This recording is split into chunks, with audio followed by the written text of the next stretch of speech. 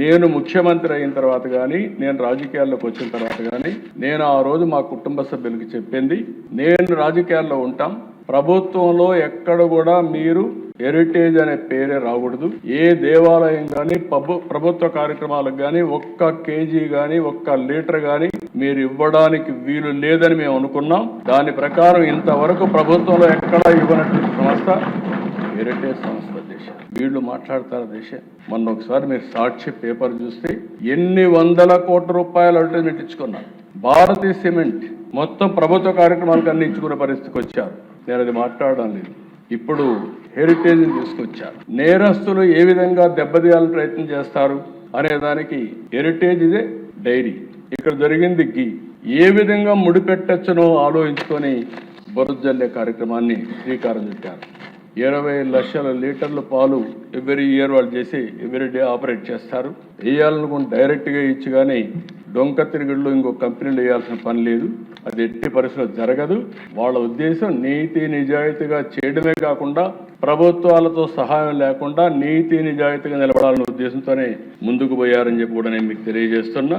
ఇక్కడ నిన్నే హెరిటేజ్ని తీసుకొచ్చి ఒక పక్కన ఇందాపూర్ డైరీలో హెరిటేజ్ గీని ఇండైరెక్ట్ గా వాళ్ళు ఇక్కడ ఇస్తున్నారు. ఇందాపూర్ డైరీకి హెరిటేజ్కి గీలో సంబంధం లేదు. ఈ కంపెనీ అధ్యక్ష పూణే దగ్గర ఉంటారు. వాళ్ళు అవుట్ సోర్సింగ్, కో ప్యాకింగ్, కో మ్యానుఫ్యాక్చరింగ్ చేస్తారు. కో మ్యానుఫ్యాక్చరింగ్ ఒకరికే కాదు, మదర్ డైరీకి చేస్తున్నారు, బిటానియాకి చేస్తున్నారు, హిందుస్థాన్ యూనిలివర్కి చేస్తున్నారు, ఆయుర్వేద గీ తయారు చేస్తున్నారు, పతాంజలికి ఇస్తున్నారు, లాక్టలిస్ చేస్తున్నారు, DMart, Reliance, Tata star, Domino's, Dodla, Hatsun, GBR, GRB, తర్వాత ఫైనల్ గా వచ్చే కొందికి అమూల్ హెరిటేజ్కి ఇస్తున్నారు. అది హెరిటేజ్ కూడా చీజ్, యూహెచ్టి, ఎస్ఎంపి చేయించుకుంటున్నారు వాళ్ళ దగ్గర. అది కూడా కో మ్యానుఫ్యాక్చరింగ్. అలాంటిది అన్ని దిక్కల్లో వీళ్ళు చేసుకుంటారు అధ్యక్ష. దానికి తీసుకొచ్చి 4 రోజులు కడాన 5 మంది, 5 మంది అయ్యారు. రాజమండ్రిలో కల్తీ పాలు దాగా 5 మంది చనిపోతే అది కూడా చర్చించకుండా హౌస్ ను స్టాల్ చేస్తే బాధ్యత కలిగిన ప్రభుత్వంగా ఈ హౌస్ లో కౌన్సిల్లో ఆ స్టేట్మెంట్ ఇచ్చింది ఎన్డీఏ ప్రభుత్వం. బోలే బాబా మిల్క్ ఫుడ్ ఇండస్ట్రీ, ఒకటి ఆర్గానిక్, ఒకటి మిల్క్ ఫుడ్ ఇండస్ట్రీ. వీళ్ళు కావాలని చెప్పి 2 కన్ఫ్యూజ్ చేసి బోలే బాబా మిల్క్ ఫుడ్ లో వీళ్ళు పౌడర్ తీసుకుంటే దాన్ని కావాలని చెప్పి మాట్లాడితే వాళ్ళు we have never supplied ghee to TTD or any other temple in India అని కండెమ్ చేసి హెరిటేజ్ తో ఉండే రిలేషన్ కూడా చాలా స్పష్టంగా చెప్తే అప్పటికి కూడా ఆపకపోతే దశ ఓసారి కంపెనీలు ఎట్లుంటాయంటే ఢిల్లీ హైకోర్టుకు పోతే ఢిల్లీ హైకోర్టు మొత్తం రికార్డ్స్ చూసి ఇమ్మీడియట్ గా డైరెక్షన్ ఇచ్చారు. సాక్షికి, న్యూస్ పేపర్ సాక్షికి, టీవీకి అందరికి ఇచ్చి ఎట్టి పరిస్థితుల్లో మీరు ఇవన్నీ పబ్లిసైజ్ చేయడానికి వీలు లేదని చాలా స్పష్టంగా ఆదేశాలు ఇస్తే ఇప్పుడు తిరిగి దొడ్డిదారిన కౌన్సిల్కి వచ్చి చెప్తున్నారు. నేను ఒకటే చెప్తున్నా, హెరిటేజ్ ఎప్పుడు కూడా అలాంటి తప్పుడు పనులు చెయ్యం. చాలా స్పష్టంగా చెప్తున్నా. అందులో కూడా దేవుని సమస్య దగ్గర చీటింగ్ చేసే పరిస్థితి, తప్పులు చేసే పరిస్థితి ఉండదని చెప్పి కూడా నేను మీకు తెలియజేస్తున్నా. మీరు చేసిన తప్పుని తప్పించుకోవడానికి నాటకాలు ఆపండి, పవిత్రతను కాపాడండి, దేవాలయాల జోలికి రావద్దండి, హిందూ మనోభావాల్ని దెబ్బతీయద్దండి.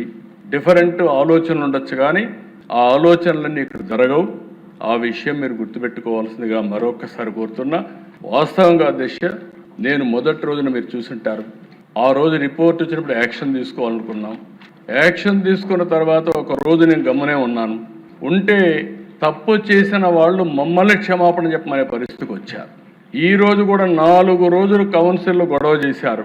మేము చెప్పకపోతే నీతి నిజాయితీగా దేవుని మీద భయము భక్తి ఉండేవాళ్ళం మేము దోషులుగా నిలబెట్టి వీళ్ళు చేసే తప్పుడు ప్రచారాన్ని ప్రజల్లోకి తీసుకునే పరిస్థితికి వస్తున్నారు.